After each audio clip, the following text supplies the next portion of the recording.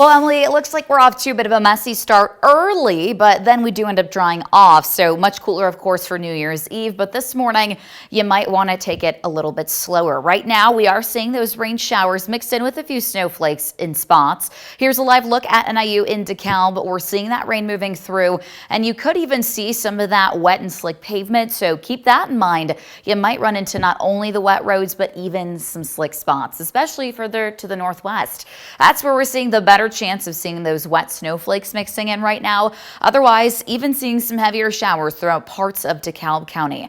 That's mainly to the south of I-88. Otherwise, all in between, some lighter showers. And again, mostly raindrops for a lot of us, although we do have a chance for some of that accumulating slushy snow. Here's what Future Track brings us over the next several hours. We're going to continue to see that active weather, a rain and snow mix throughout the area, but those further to the east of I-39, a much better chance of just seeing that rain. We could see some wet snow mixing in, a better chance again further northwest, and that'll continue even past your morning commute if you are still heading out to work. As of right now, though, we're going to continue to see that even by 9 o'clock. Once we get closer to lunch, you'll notice a lot of that slowly starts to slide out, really tapering off into the early afternoon, so we'll get some dry time. But we won't be out of the clear completely, at least. A chance for some snowflakes does build in throughout our evening, even a chance for flurries overnight as we kick off that new year early into Wednesday morning.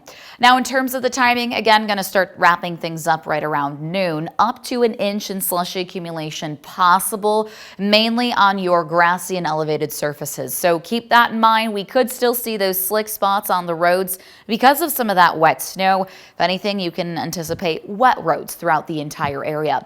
Scattered flurries are possible later into the afternoon and evening, even overnight. Now, speaking of temperature-wise, as we get closer to that countdown, we'll drop into the upper 20s, so much cooler ringing in that new year, but it will also be a bit breezy, so it will feel like we're in the upper teens. Bundle up if you have any of those late evening plans later tonight. And we kick off 2025 much cooler. We are going to hang on to the upper 20s, low 30s at best, but we only continue to drop. Arctic blasts expected as we head into next week. We're going to be talking about teens for your highs.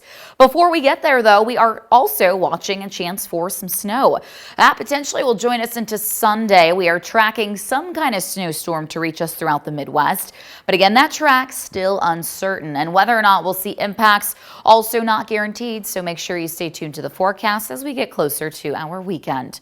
In your most accurate 10-day forecast, we'll drop in the 20s, low 20s for your weekend. Not only that, but again, we're watching for that chance for snow into Sunday and Monday. There go the teens. Your temperatures will only continue to fall.